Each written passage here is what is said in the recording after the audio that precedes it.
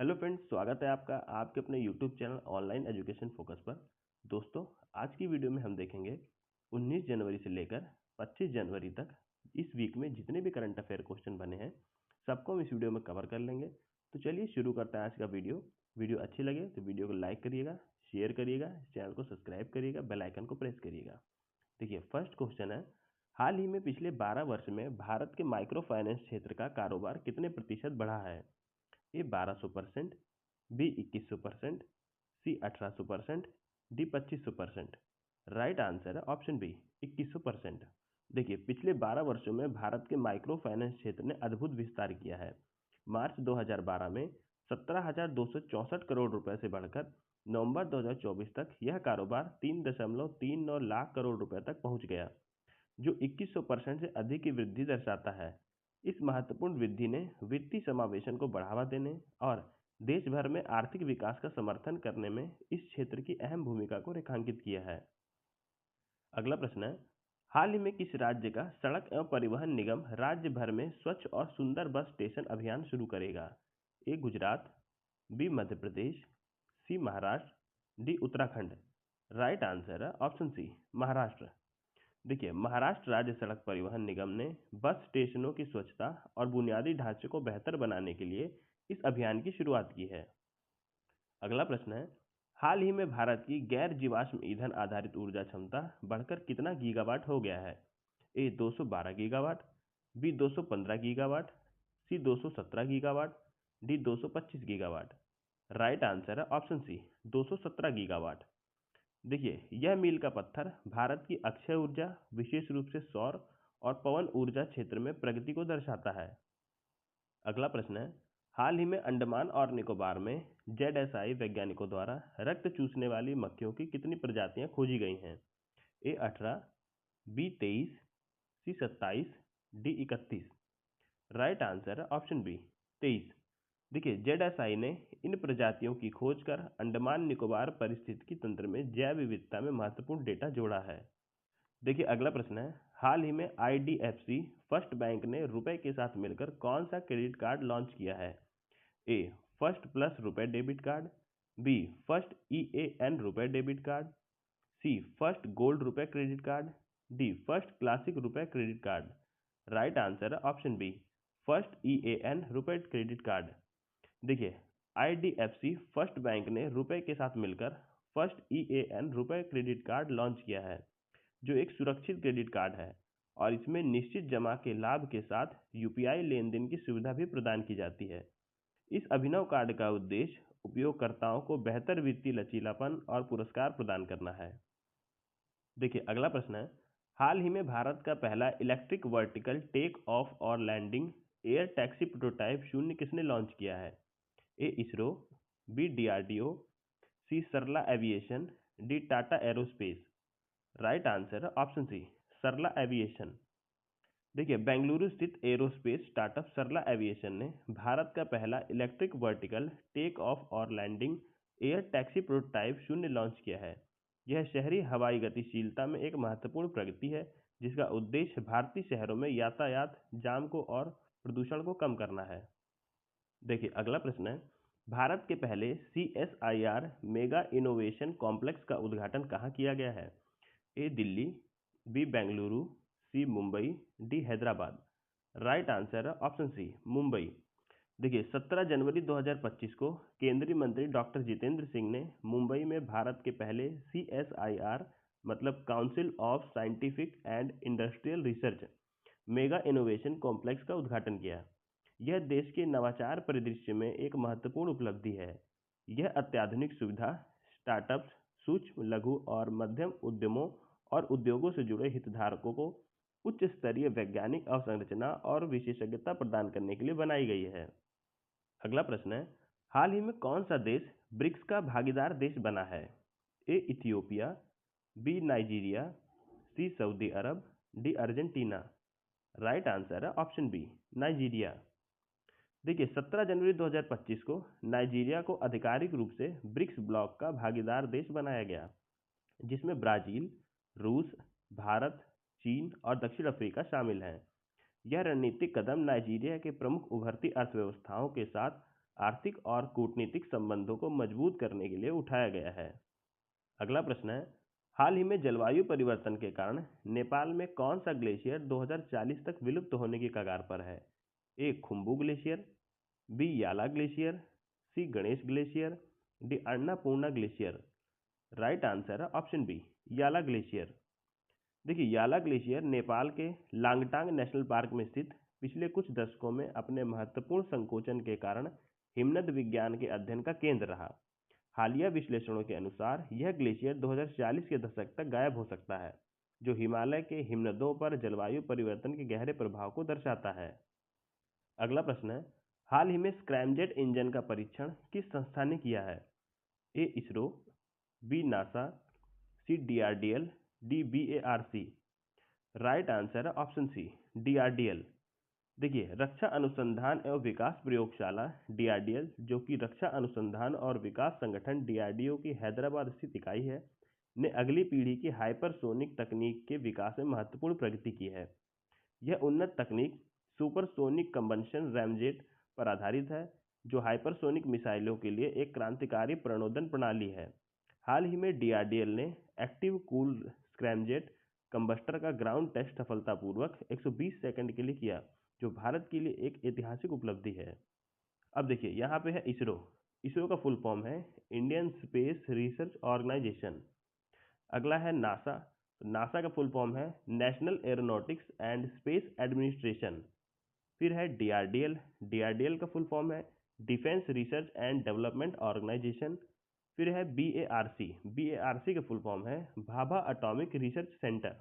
देखिए, अगला प्रश्न है, ग्लोबल फायर पावर इंडेक्स 2025 में भारत की रैंक क्या है? ए तीसरे स्थान पर, बी चौथे स्थान पर, सी पांचवें स्थान पर, डी दूसरे स्थान पर। राइट आंसर है ऑप्शन बी, चौथे स्थान पर। देखिए, 2025 में भारत के ग्लोबल फायर पावर इंडेक्स में चौथे सबसे ताकतवर सैन्य शक्ति के रूप में स्थान प्राप्त हुआ है, जो इसके महत्वपूर्ण सैन्य क्षमता को दर्शाता है। यह रैंकिंग संयुक्त राज्य अमेरिका, रूस और चीन के बाद आती है, जो भारत की सैन्य शक्ति को वैश्विक स्तर पर महत्वपूर्ण बनाती है। अगला प्रश्न है, हाल ही में खेलो इंडिया विंटर गेम्स 2025 का शुभारंभ कहाँ हुआ?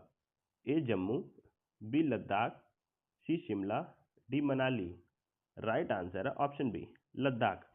देखिए, लद्दाख के प्रतिष्ठित एनडीएस स्टेडियम में जबरदस्त उत्साह के बीच खेलो इंडिया विंटर गेम्स 2025 का शुभारंभ हुआ, जो इस राष्ट्रीय स्तर के शीतकालीन खेल आयोजन के 5वें संस्करण की शुरुआत का प्रतीक है। खेलों का पहला चरण, जो 23 जनवरी से 27 जनवरी 2025 तक लद्दाख में आयोजित हो रहा है। अगला प्रश्न है, हाल ही में विश्व पुस्तक मेला 2025 कहाँ आयोजित किया गया है? ए Mumbai, B Nai Delhi, C Kolkata, D Chennai. Right answer है ऑप्शन बी, नई दिल्ली। देखिए, राष्ट्रीय राजधानी में बहुप्रतीक्षित नई दिल्ली विश्व पुस्तक मेला 2025 का आयोजन होने जा रहा है, जो पाठकों, लेखकों और प्रकाशकों के लिए एक भव्य उत्सव होगा। यह आयोजन 1 फरवरी से 9 फरवरी 2025 तक प्रगति मैदान के भारत मंडपम में आयोजित किया जाएगा। 5 दशकों की समृद्ध विरासत के साथ यह पुस्तक मेला साहित्य, संस्कृति और ज्ञान का जीवंत संगम बनने का वादा करता है। अगला प्रश्न है, अंतर्राष्ट्रीय शिक्षा दिवस हर साल कब मनाया जाता है? ए 21 जनवरी, बी 24 जनवरी, सी 26 जनवरी, डी 28 जनवरी। राइट आंसर है ऑप्शन बी, 24 जनवरी।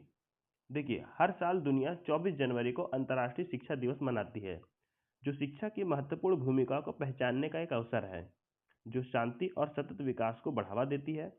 इस वर्ष अंतर्राष्ट्रीय शिक्षा दिवस का 7वां संस्करण मनाया जा रहा है, जिसका विषय एआई और शिक्षा संचालन की दुनिया में मानवीय एजेंसी को बनाए रखना। अगला प्रश्न है, हाल ही में पराक्रम दिवस कब मनाया जाता है? ए 15 अगस्त, बी 26 जनवरी, सी 23 जनवरी, डी 2 अक्टूबर। राइट आंसर है ऑप्शन सी, 23 जनवरी। देखिए, पराक्रम दिवस हर साल 23 जनवरी को मनाया जाता है। यह दिन नेताजी सुभाष चंद्र बोस को समर्पित है। इसका उद्देश्य भारत के स्वतंत्रता संग्राम में उनके योगदान को सम्मानित करना और देशभक्ति की भावना को जागृत करना। नेताजी सुभाष चंद्र बोस का जन्म 23 जनवरी 1897 को ओडिशा के कटक में हुआ था। सुभाष चंद्र बोस की जयंती के मौके पर पराक्रम दिवस मनाने की शुरुआत हुई। देखिए, अगला प्रश्न है, हाल ही में भारतीय कंपनी सचिव संस्थान आईसीएसआई के अध्यक्ष के रूप में किसे चुना गया है? ए पवनजी चांडक, बी धनंजय शुक्ला, सी Rajiv Kumar, D Abhishek Sharma. Right answer है ऑप्शन बी धनंजय शुक्ला। देखिए, भारतीय कंपनी सचिव संस्थान आईसीएसआई ने 2025 के लिए अपने नए पदाधिकारियों का चुनाव किया है। कंपनी सचिव धनंजय शुक्ला को अध्यक्ष और सीएस पवन जी चांडक को आईसीएसआई का उपाध्यक्ष चुना गया है। अगला प्रश्न है, हाल ही में रक्षा मंत्रालय ने भारतीय सेना के लिए किस उपकरण की खरीद के लिए अनुबंध किया है? A BrahMos missile, B 47 T-72 bridge laying tank, C Pinaka rocket, D Sukhoi 13 विमान। राइट आंसर है option B 47 T-72 bridge laying tank. देखिए, रक्षा मंत्रालय ने मंगलवार को भारतीय सेना के लिए 47 T-72 bridge laying tank BLT की खरीद के लिए भारी वाहन निर्माण के साथ 1561 करोड़ रुपए के सौदे पर हस्ताक्षर किए। ब्रिज लेइंग टैंक एक महत्वपूर्ण उपकरण है जिसका उपयोग यांत्रिक बल द्वारा आक्रामक रक्षात्मक अभियानों के दौरान पुलों का निर्माण करने के लिए किया जाता है। यह टैंक और बख्तरबंद वाहनों के बेड़े को पुल बनाने की क्षमता प्रदान करता है। इससे युद्ध के मैदान में गतिशीलता और आक्रामक क्षमता बढ़ती है।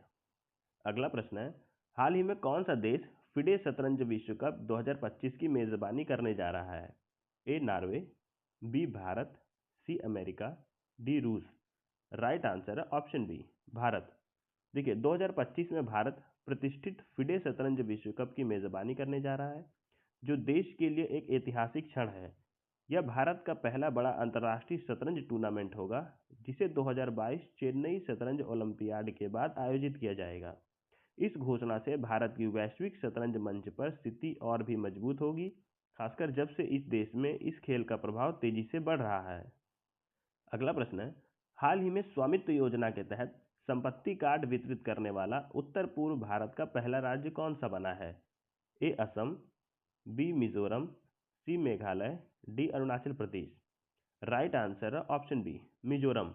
देखिए, मिजोरम उत्तर पूर्व भारत का पहला राज्य बन गया है जिसने गांवों की आबादी, क्षेत्रों के सर्वेक्षण और उन्नत तकनीक से मानचित्रण स्वामित्व योजना के तहत संपत्ति कार्ड वितरित किए हैं। 18 जनवरी 2025 को राज्यपाल जनरल वीके सिंह ने राजभवन आइजॉल से वर्चुअल रूप से इस वितरण कार्यक्रम में भाग लिया। इस कार्यक्रम में प्रधानमंत्री नरेंद्र मोदी ने भी भाग लिया और 10 राज्यों और 2 केंद्र शासित प्रदेशों के लाभार्थियों को 65 लाख से अधिक संपत्ति कार्ड वितरित किए। मिजोरम के 18 गांवों के 1754 संपत्ति कार्ड धारकों को इस कार्यक्रम के तहत उनके कार्ड सौंपे गए। अगला प्रश्न है, हाल ही में सुभाष चंद्र बोस आपदा प्रबंधन पुरस्कार 2025 के लिए संस्थागत श्रेणी में किसे चुना गया है? ए भारतीय राष्ट्रीय महासागर सूचना सेवा केंद्र, बी भारतीय मौसम विज्ञान विभाग, सी राष्ट्रीय आपदा प्रबंधन प्राधिकरण, डी इसरो। राइट आंसर है ऑप्शन ए भारतीय राष्ट्रीय महासागर सूचना सेवा केंद्र। देखिए, भारतीय राष्ट्रीय महासागर सूचना सेवा केंद्र INCOIS हैदराबाद को सुभाष चंद्र बोस आपदा प्रबंधन पुरस्कार 2025 के लिए संस्थागत श्रेणी में चुना गया है। यह पुरस्कार आपदा प्रबंधन के क्षेत्र में उनकी असाधारण उपलब्धियों को मान्यता देता है।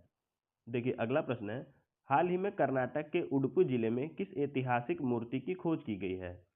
ए गौतम बुद्ध की मूर्ति, बी उमा महेश्वर की मूर्ति, सी विष्णु की मूर्ति, डी गणेश की मूर्ति। राइट आंसर है ऑप्शन बी उमा महेश्वर की मूर्ति। देखिए, कर्नाटक के उडुपी जिले के कुंडापुरा तालुक के अजीरी गांव तुंगगुंजे में एक ऐतिहासिक धातु मूर्ति उमा महेश्वर की मूर्ति की खोज की गई है। यह जटिल मूर्ति, जो 17वीं शताब्दी की मानी जा रही है लेकिन 12वीं शताब्दी की शैली में बनाई गई है, शैव, शाक्त और नागपंथ परंपराओं के अद्वितीय मिश्रण को प्रदर्शित करती है। देखिए, अगला प्रश्न है, हाल ही में किसे सीमा सुरक्षा बल बीएसएफ यानी बॉर्डर सिक्योरिटी फोर्स के अतिरिक्त महानिदेशक ADG के रूप में नियुक्त किया गया है? A Vipul Kumar, B Mahesh Kumar Agarwal, C Rakesh Asthana, D Subodh Kumar Jaiswal. Right answer है ऑप्शन बी महेश कुमार अग्रवाल। देखिए, महेश कुमार अग्रवाल तमिलनाडु कैडर के 1994 बैच के भारतीय पुलिस सेवा IPS अधिकारी को सीमा सुरक्षा बल BSF के अतिरिक्त महानिदेशक ADG के रूप में नियुक्त किया गया है। इस नियुक्ति की पुष्टि 19 जनवरी 2025 को गृह मंत्रालय द्वारा की गई। अगला प्रश्न है, हाल ही में किसे रिलायंस पावर का सीईओ और कार्यकारी निदेशक नियुक्त किया गया है? ए मुकेश अंबानी, बी नीरज पारख, सी Gautam Adani, D Anand Mahindra. Right answer है ऑप्शन बी नीरज पारख। देखिए, रिलायंस पावर लिमिटेड ने 20 जनवरी 2025 से 3 साल के कार्यकाल के लिए शेयर धारकों की मंजूरी के अधीन नीरज पारख को अपना कार्यकारी निदेशक और मुख्य कार्यकारी अधिकारी सीईओ नियुक्त किया है। देखिए, अगला प्रश्न है, हाल ही में भारतीय अंतरिक्ष अनुसंधान संगठन इसरो ने अंतरिक्ष में किस प्रकार के पौधे के बीजों का सफलतापूर्वक अंकुरण किया है? ए गेहूं, बी काली मटर, सी सोयाबीन, डी चावल। राइट आंसर है ऑप्शन बी काली मटर। देखिए, भारतीय अंतरिक्ष अनुसंधान संगठन इसरो इसरो यानी इंडियन स्पेस रिसर्च ऑर्गेनाइजेशन ने अपने compact research module for orbital plant studies पर ब्लैक आइड मटर लोबिया के बीजों को सफलतापूर्वक अंकुरित करके अंतरिक्ष कृषि में एक महत्वपूर्ण उपलब्धि हासिल की है। यह सफलता लंबी अवधि के अंतरिक्ष मिशनों के लिए टिकाऊ खाद्य स्रोतों की खेती की क्षमता को रेखांकित करती है, जो अंतरिक्ष में लंबी अवधि के दौरान अंतरिक्ष यात्रियों की पोषण संबंधी और मनोवैज्ञानिक जरूरतों को पूरा करने के लिए आवश्यक है। देखिए, अगला प्रश्न है, हाल ही में fast track immigration trusted traveller programme का शुभारंभ किसने किया? A Rajnath Singh, B Narendra Modi, C Amit Shah, D Nirmala Sitharaman. Right answer है ऑप्शन सी अमित शाह। देखिए, इस कार्यक्रम का उद्देश्य प्रमुख हवाई अड्डों पर आव्रजन प्रक्रिया को तेज और सरल बनाना है। यह कार्यक्रम यात्रियों के लिए कुशल और सुगम अनुभव प्रदान करता है, जिसमें वीजा और पासपोर्ट जांच प्रक्रिया को डिजिटल और तेज बनाया गया है। अगला प्रश्न है, किस राज्य के मूसी नदी ऐतिहासिक इमारतों को विश्व स्मारक कोष WMF द्वारा 2025 विश्व स्मारक वॉच में शामिल किया गया है? A Kerala, B Andhra Pradesh, C Telangana, D Tamil. Right answer है ऑप्शन सी तेलंगाना। देखिए, तेलंगाना में मूसी नदी के ऐतिहासिक भवनों को उसकी सांस्कृतिक और वास्तुकला महत्व के कारण 2025 विश्व स्मारक वॉच में शामिल किया गया है। अगला प्रश्न है, भारत मोबिलिटी ग्लोबल एक्सपो 2025 में नई दिल्ली के भारत मंडपम में विभिन्न ब्रांड के कितने नए उत्पाद लॉन्च किए गए? ए 25 उत्पाद, बी 56 उत्पाद, सी 75 उत्पाद, डी 95 उत्पाद। राइट आंसर है ऑप्शन बी 56 उत्पाद। देखिए, भारत मोबिलिटी ग्लोबल एक्सपो 2025 में नई दिल्ली में 56 नए उत्पाद लॉन्च किए गए, जो गतिशीलता प्रौद्योगिकी में नवाचार को दर्शाते हैं। देखिए, विश्व आर्थिक मंच WEF की 55वीं वार्षिक बैठक 20 जनवरी से किस देश में आयोजित हो रही है? A America, B Norway, C Switzerland, D Britain. Right answer है ऑप्शन सी स्विट्जरलैंड। देखिए, विश्व आर्थिक मंच WEF मतलब वर्ल्ड इकोनॉमिक फोरम की 55वीं वार्षिक बैठक स्विट्जरलैंड के दावोस में हो रही है, जहां वैश्विक आर्थिक और नीति से जुड़े मुद्दों पर चर्चा की जाती है। अगला प्रश्न है, हाल ही में भारत में 2036 ओलंपिक की मेजबानी के लिए किस राज्य में पहला ओलंपिक अनुसंधान सम्मेलन आयोजित किया गया? A Maharashtra, B Uttar Pradesh, C Gujarat, D Rajasthan. Right answer है ऑप्शन सी गुजरात। देखिए, भारत के 2036 ओलंपिक की मेजबानी की महत्वाकांक्षा ने एक महत्वपूर्ण कदम आगे बढ़ाया है, क्योंकि भारतीय ओलंपिक संघ के अधिकारी और विभिन्न क्षेत्रों के विशेषज्ञ गुजरात में एक 4 दिवसीय महत्वपूर्ण आयोजन के लिए एकत्र हुए। युवा मामले और खेल मंत्रालय के सहयोग से आयोजित इस बैठक का उद्देश्य भारत को एक प्रतिष्ठित वैश्विक आयोजन की मेजबानी के लिए एक मजबूत दावेदार के रूप में प्रस्तुत करने के लिए टिकाऊ खेल अवसंरचना के निर्माण के लिए रणनीतियां और नवीन आर्थिक मॉडल विकसित करना है। देखिए, अगला प्रश्न है, हाल ही में किस राज्य ने भूमिहीन कृषि श्रमिकों को वार्षिक 10,000 रुपये देने की योजना बनाई है? A Uttar Pradesh, B Madhya Pradesh, C Chhattisgarh, D Maharashtra. Right answer है ऑप्शन सी छत्तीसगढ़। देखिए, छत्तीसगढ़ के मुख्यमंत्री भूपेश बघेल ने राज्य के भूमिहीन श्रमिकों को वार्षिक 10,000 रुपये प्रदान करने की योजना शुरू की है, जो कमजोर वर्गों को समर्थन देने की उनकी प्रतिबद्धता को दर्शाता है। यह पहल चुनाव पूर्व अभियान के दौरान किए गए वादों की एक व्यापक श्रृंखला का हिस्सा है। इस योजना का उद्देश्य छत्तीसगढ़ के लगभग 7.5 लाख भूमिहीन कृषि श्रमिकों को लाभान्वित करना है, जो उनकी आर्थिक स्थिरता में सुधार की दिशा में सरकार के प्रयासों को दर्शाता है। देखिए, अगला प्रश्न है, हाल ही में अमेरिका ने किस वैश्विक संगठन से खुद को बाहर करने का निर्णय लिया? ए संयुक्त राष्ट्र, बी विश्व व्यापार संगठन, सी विश्व स्वास्थ्य संगठन WHO, डी अंतर्राष्ट्रीय मुद्रा कोष। राइट आंसर है ऑप्शन सी विश्व स्वास्थ्य संगठन WHO। देखिए, राष्ट्रपति डोनाल्ड ट्रंप ने 20 जनवरी 2025 को एक कार्यकारी आदेश पर हस्ताक्षर करते हुए संयुक्त राज्य अमेरिका की विश्व स्वास्थ्य संगठन WHO यानी वर्ल्ड हेल्थ ऑर्गेनाइजेशन से वापसी की प्रक्रिया शुरू की और 90 दिन के लिए सभी विदेशी सहायता कार्यक्रमों को निलंबित कर दिया। इस निर्णय ने वैश्विक स्तर पर महत्वपूर्ण चिंता और बहस को जन्म दिया है। देखिए, अगला प्रश्न है, हाल ही में किस देश ने पेरिस जलवायु समझौते से बाहर होने की घोषणा की? ए चीन, बी रूस, C America, D France. Right answer है ऑप्शन सी अमेरिका। देखिए, 20 जनवरी 2025 को अमेरिकी राष्ट्रपति डोनाल्ड ट्रंप ने पेरिस जलवायु समझौते से अमेरिका की दूसरी बार वापसी की घोषणा की, जिससे घरेलू और अंतर्राष्ट्रीय जलवायु नीतियों पर महत्वपूर्ण प्रभाव पड़ा है। अगला प्रश्न है, हाल ही में एडलमैन ट्रस्ट बैरोमीटर 2025 में भारत का कौन सा स्थान है? ए पहला, बी दूसरा, सी तीसरा, डी चौथा। राइट आंसर है ऑप्शन सी तीसरा।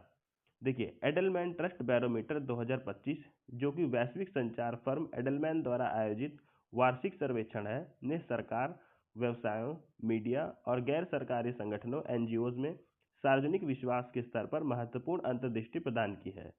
इस वर्ष भारत का कुल विश्वास रैंकिंग में एक स्थान नीचे गिरकर तीसरे स्थान पर आ गया। हालांकि इसका स्कोर स्थिर बना रहा। यह अध्ययन वर्ल्ड इकोनॉमिक फोरम की वार्षिक बैठक से पहले जारी किया गया। अगला प्रश्न है, हाल ही में किसने बॉम्बे उच्च न्यायालय के मुख्य न्यायाधीश के रूप में शपथ ली? ए न्यायमूर्ति देवेंद्र कुमार उपाध्याय, बी न्यायमूर्ति आलोक आराधे, सी न्यायमूर्ति संजय करोल, डी न्यायमूर्ति प्रशांत कुमार मिश्रा। राइट आंसर है ऑप्शन बी न्यायमूर्ति आलोक आराधे। देखिए, केंद्र सरकार ने एक अधिसूचना जारी कर न्यायमूर्ति आलोक आराधे को बॉम्बे उच्च न्यायालय के मुख्य न्यायाधीश और न्यायमूर्ति देवेंद्र कुमार उपाध्याय को दिल्ली उच्च न्यायालय के मुख्य न्यायाधीश के रूप में नियुक्ति की पुष्टि की है। ये स्थानांतरण भारत के सबसे व्यस्त उच्च न्यायालयों में न्यायिक नेतृत्व को सुदृढ़ करने के उद्देश्य से किए गए हैं। अगला प्रश्न है, हाल ही में किसने दिल्ली उच्च न्यायालय के मुख्य न्यायाधीश के रूप में शपथ ली? ए न्यायमूर्ति प्रशांत कुमार मिश्रा, बी न्यायमूर्ति संजय करोल, सी न्यायमूर्ति देवेंद्र कुमार उपाध्याय, डी न्यायमूर्ति दीपक मिश्रा। राइट आंसर है ऑप्शन सी न्यायमूर्ति देवेंद्र कुमार उपाध्याय। देखिए, न्यायमूर्ति देवेंद्र कुमार उपाध्याय ने दिल्ली उच्च न्यायालय के मुख्य न्यायाधीश के रूप में शपथ ग्रहण की। यह शपथ दिल्ली के उपराज्यपाल VK सक्सेना ने राजनिवास में आयोजित एक औपचारिक समारोह में दिलाई। इस अवसर पर दिल्ली की मुख्यमंत्री अतिशी और दिल्ली उच्च न्यायालय के अन्य न्यायाधीशों सहित कई गणमान्य उपस्थित थे। न्यायमूर्ति उपाध्याय के विशिष्ट न्यायिक करियर में यह क्षण उनकी न्यायिक नेतृत्व क्षमता और योगदान को रेखांकित करता है। अगला प्रश्न है, हाल ही में समान नागरिक संहिता UCC को लागू करने की मंजूरी देने वाला भारत का पहला राज्य कौन सा है? A Uttar Pradesh, B Uttarakhand, C Gujarat, D Maharashtra. Right answer है ऑप्शन बी उत्तराखंड। देखिए, उत्तराखंड भारत का पहला राज्य बनने जा रहा है जो समान नागरिक संहिता UCC यानी यूनिफॉर्म सिविल कोड को लागू करेगा, क्योंकि राज्य सरकार ने UCC नियम पुस्तिका को मंजूरी दे दी है। मुख्यमंत्री पुष्कर सिंह धामी की अध्यक्षता में राज्य मंत्रिमंडल ने इस पुस्तिका को मंजूरी दी और पंजीकरण सेवाओं, लिव इन संबंधों की सुविधा और तत्काल सेवाओं से संबंधित महत्वपूर्ण प्रावधानों का निर्णय लिया। इसके अलावा सरकार इन सेवाओं तक प्रभावी और व्यापक पहुंच सुनिश्चित करने के लिए उन्नत डिजिटल प्लेटफॉर्मों को लागू कर रही है। अगला प्रश्न है, हाल ही में मैनचेस्टर यूनाइटेड और स्कॉटलैंड के दिग्गज डेनिस लॉ का निधन हो गया। वह किस क्षेत्र से संबंधित थे? ए संगीत, बी राजनीति, सी फिल्म निर्माता, डी खेल।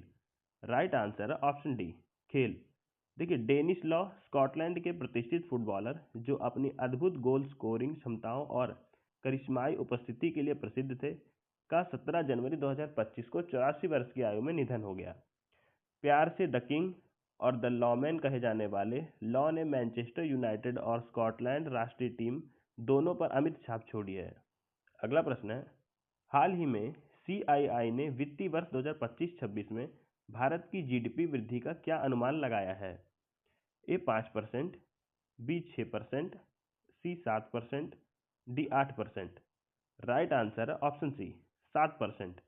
देखिए, भारतीय उद्योग परिसंघ CII मतलब कॉन्फेडरेशन ऑफ इंडियन इंडस्ट्रीज ने वित्तीय वर्ष 2025-26 में भारत की सकल घरेलू उत्पाद जीडीपी यानी ग्रॉस डोमेस्टिक प्रोडक्ट में 7% की वृद्धि का अनुमान लगाया है, जो निजी निवेश और रोजगार सृजन में वृद्धि से प्रेरित होगी। तो फ्रेंड्स, यहाँ पे हमारे सभी क्वेश्चन समाप्त होते हैं। वीडियो अच्छी लगे तो वीडियो को लाइक करिएगा, शेयर करिएगा, चैनल को सब्सक्राइब करिएगा, बेल आइकन को प्रेस करिएगा, जिससे मेरी आने वाले हर वीडियो का नोटिफिकेशन आपको मिलता रहे। मिलते हैं फिर अगली वीडियो में, तब तक के लिए जय हिंद, जय भारत।